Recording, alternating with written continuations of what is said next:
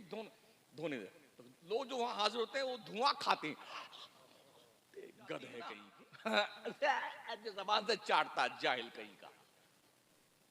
ओ हजरत इंसान और जनाबे मुसलमान, और रोजाना रोटी बोटी कीमा पकौड़ी जब खा खा करके मुश्तंडे बनने वालों, कुछ फिक्र कर लो अपने कब्र की,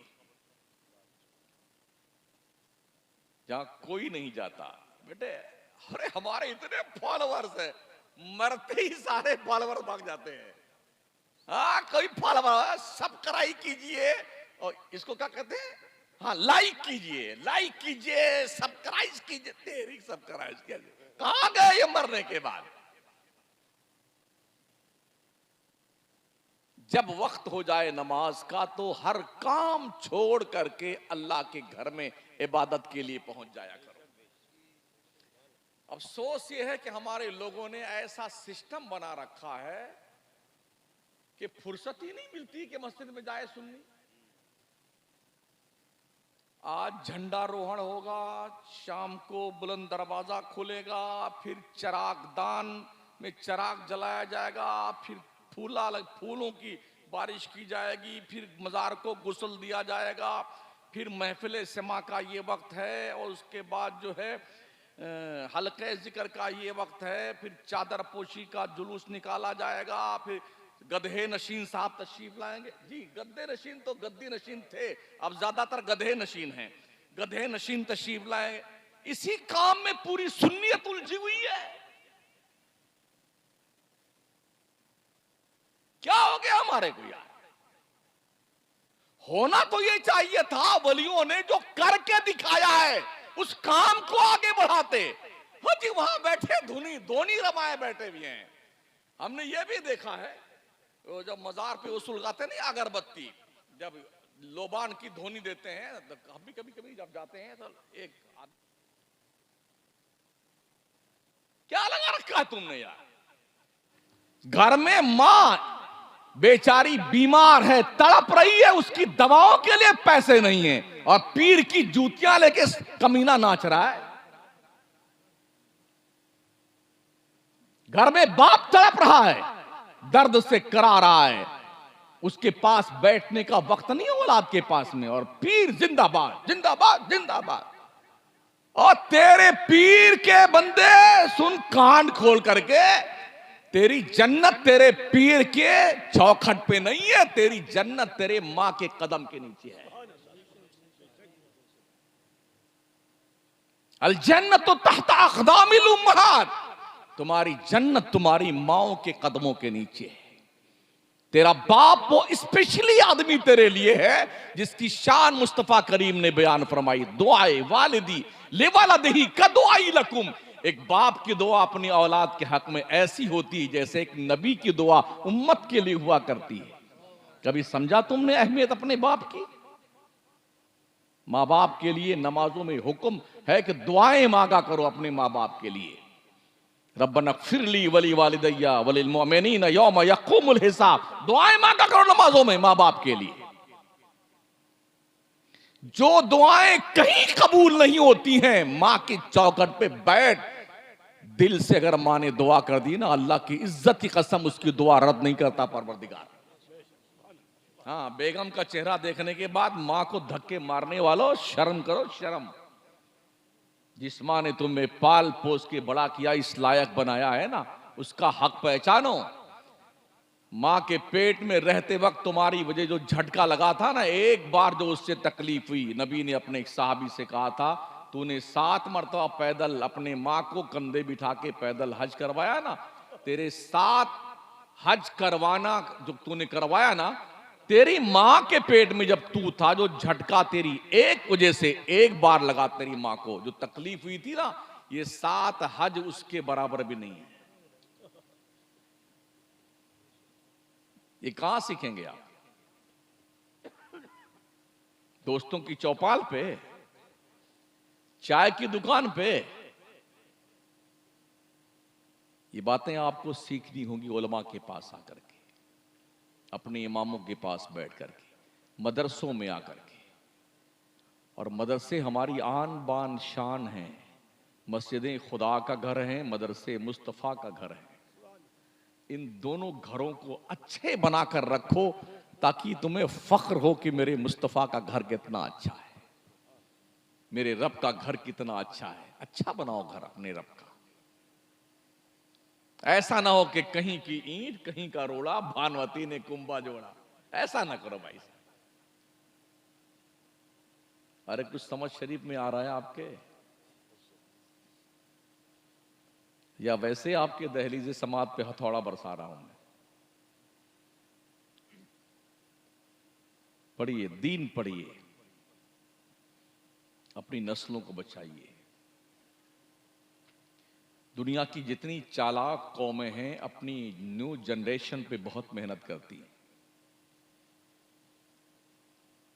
जितने नेता हैं, मिनिस्टर मिनिस्टर फनिस्टर, इनकी कोई भी औलाद झंडा लेकर के पदयात्रा नहीं करती है। कोई लंदन पढ़ रहा है, कोई कनाडा पढ़ रहा है, कोई जर्मनी पढ़ रहा है, कोई बर्तानिया पढ़ रहा है। जितने छुटभइये लोग हैं, जिंदाबाद जिंदाबाद जिंदाबाद जिंदाबाद, इस गांव से उस गांव, उस गांव से उस गांव, उस शहर से उस शहर, इस मंदिर से उस मंदिर, यहां झंडा वहां झंडा। ये दुनिया करवा रही है। चालाक कौमों का मिजाज ये है, इनको बेवकूफों को काम पे लगा दो और अपनी नस्ल। हम भी एमपी, हमारा बेटा भी एमपी, हम भी एमएलए, हमारा बेटा भी एमएलए। ये चालाक कौमों का मिजाज।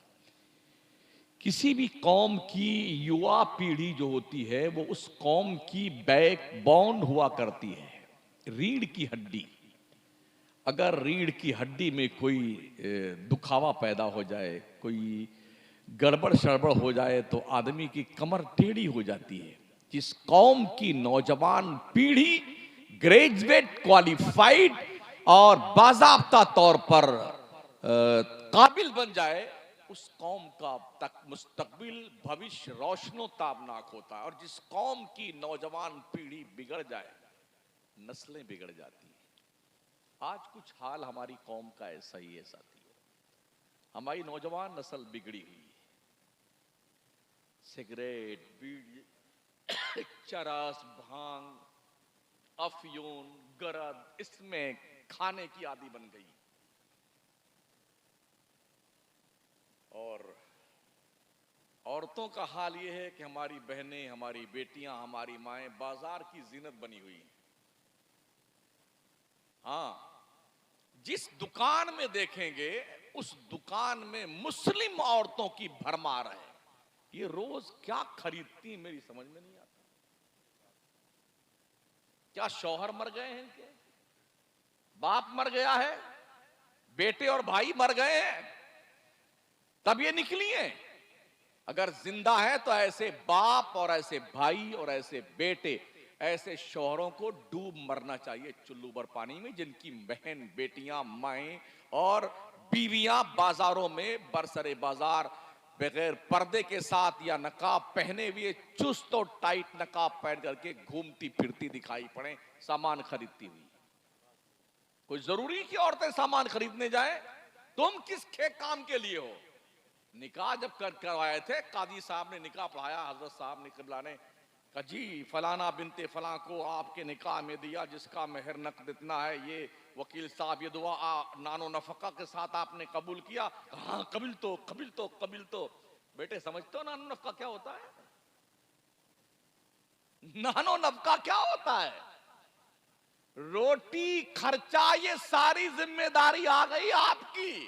आप तो घर में पड़े हैं, गुड्डू की अम्मी चाय ले आ बाजार से, तो तू झक मनाने के लिए पैदा हुआ था।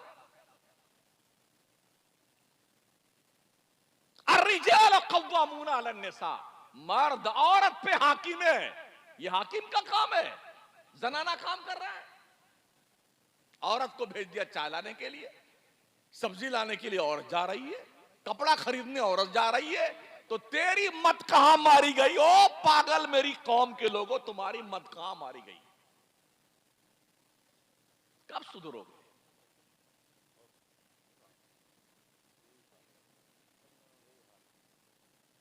किसके सामने रोया जाए? किसको दुखड़ा सुनाया जाए? जगाया उसे जाता है जो सोया होता है, जो मर जाता है उसे जगाया नहीं जाता। मैं तकरीबन 40 साल से चिल्ला रहा हूं, तकरीर कर रहा हूं। अभी मैंने इसी जुम्मा में अपनी मस्जिद में कहा, मुझे खुद पता नहीं, मैं 30 साल से यहां इमामत कर रहा हूं कि मैं किसको जगा रहा हूं, मुर्दों को जगा रहा हूं या सोए हुए इंसानों को जगा रहा हूं।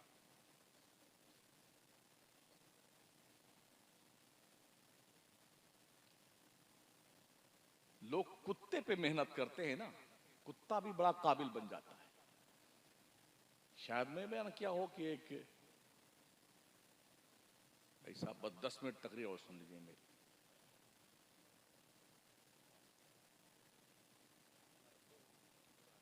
एक तोता 9 करोड़ रुपए बिका था हजरत, 5 साल पहले दिल्ली में। पोपट राजा 9 करोड़। उसकी जिस्म पर कोई हीरे जवाहरात याकूत जमर्रद ये सब नहीं लगे हुए थे। जब मैंने उसकी तफ्तीश निकाली तो पता ही चला कि उसको बहुत किस्म से बहुत अच्छे ट्रेनर ने ट्रेनिंग दे करके किस्म किस्म की बोलियां सिखाई थी। तो कई लैंग्वेज जो सीख गया था इसकी बुनियाद पर। जब बोली लगी तो 100 ग्राम के पोपट राजा जो है वो लगभग 9 करोड़ रुपए में बिके। अगर एक तोते पे मेहनत की जाए कुछ दिन तो इतना कीमती बन जाता है कि वो 9 करोड़ में बिकता है। अगर अशरफुल मखलूकात के बच्चों पे मेहनत की जाए तो क्या ये बच्चे कीमती नहीं बन सकते हैं? हमने कुत्तों को भी देखा है, फ्लाइट को चेक करने कुत्ता आता है कि हाँ आप इसको लेके जाइए साहब।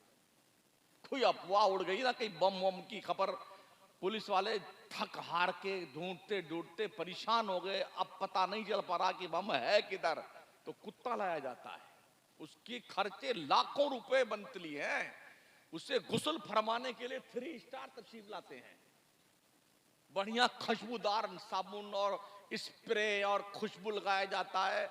और क्या अभी सर्दियों में देखा उसको बहुत बढ़िया सदरी पहनाई गई है, गरम गरम।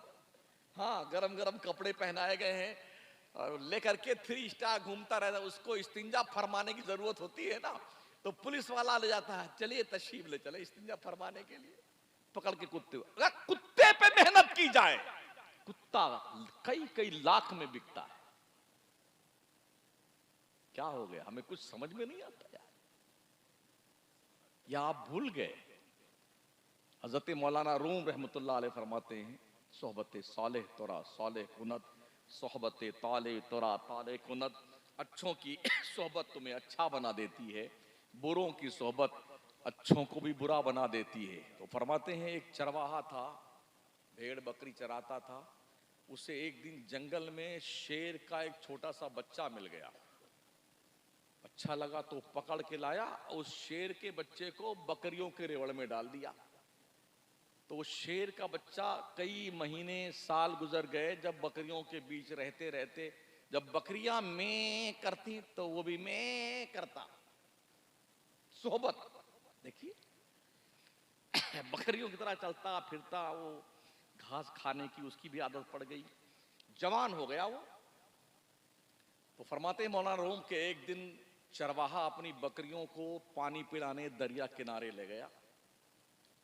सारी बकरियां उसी में, वो शेर जो जवान हो चुका था वो भी पानी पीने के लिए तशरीफ ले गया। अपोजिट साइड में दरिया के जंगल था। उस जंगल में एक बड़ा शेर जो है, शेर बबर खड़ा हुआ देख रहा था, यार ये हमारी बिरादरी का आदमी बकरियों के बीच में कैसे है। तो वो और दरिया के करीब आया। शेर बबर ये सब पानी पी रहे हैं झूम करके। तो जब उस तरह वाले शेर बबर ने अपने बिरादरी के उस कैंडिडेट को देखा था, उसने अपनी डकार लगाई, कुछ कहा उसने अपनी जबान में। तो इसने उसको देखा, फिर पानी में अपनी शक्ल देखी, फिर उसको देखा, तो कुछ इशारों इशारों में बात हुई। अब उसको एहसास हुआ, यार मैं, ये बकरियां हैं, मैं तो इन जैसा नहीं हूं, मेरी तो शक्ल उनसे मिलती जुलती है, तो मैं शेर हूं। जब उसे एहसास हुआ कि मैं शेर हूं, तो एक को इधर दबाया, एक को इधर दबाया, चला जा, काम हो गया। ये एहसास आपको कब होगा कि आप शेरों की औलाद हैं?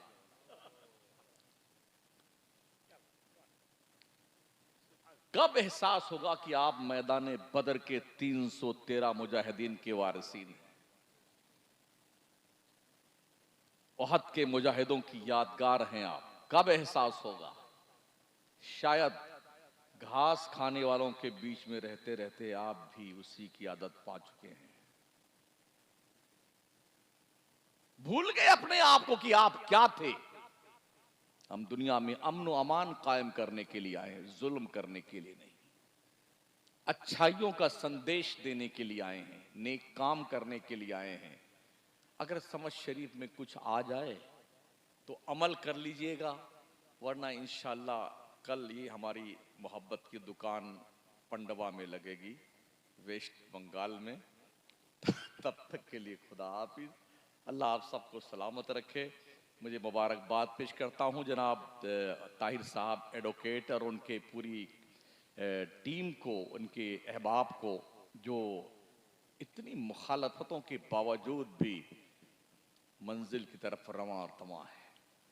काम करते जाइए। अल्लाह ने जो आपके हिस्से में काम लिखा है वो काम कर गुजरिए। याद रखें, पत्थर उसी दरख्त पे आते हैं जिसमें फल लगते हैं। आपने किसी को बबूल के पेड़ पे पत्थर फेंकते देखा? नहीं ना। आम के पेड़ पे पत्थर आते हैं, क्यों आते हैं? इसमें फल लगा हुआ है। तो अगर पत्थर आ रहे हैं ना लोगों की तरफ से, आप समझ जाइए आप फलदार दरख्त हैं। तो आम फलदार दरख्त होता है। जब कोई पत्थर मारता है तो उसकी जरा शराफत देखें आम के दरख्त की। उसके पत्ते भी टूट जाते हैं, कच्चे आम भी टूट जाते हैं, फट भी जाते हैं, जख्मी भी हो जाता है, फिर भी वो आम भी खिलाता है और मार भी खाता रहता है। आप बुनियाद की ईंट हैं। जो फाउंडर होता है ना, बुनियाद की ईंट हैं आप। और बुनियाद की ईंट का कोई आउटलुक नहीं होता है। जमीन के अंदर बुनियाद की ईंटें अपना वजूद खो देती हैं, उसी वजूद के ऊपर लहलाती हुई बिल्डिंग 10-20 मंजिल की खड़ी होती है। क्या शानदार लोकेशन है यार। देखने वालों को और ये जुमला कसने वालों को शायद पता नहीं, ये लोकेशन उनके खूनी जिगर का दिया हुआ हिस्सा है, जिन्होंने अपना वजूद जमीन में बुनियाद की हैसियत से खपा दिया है।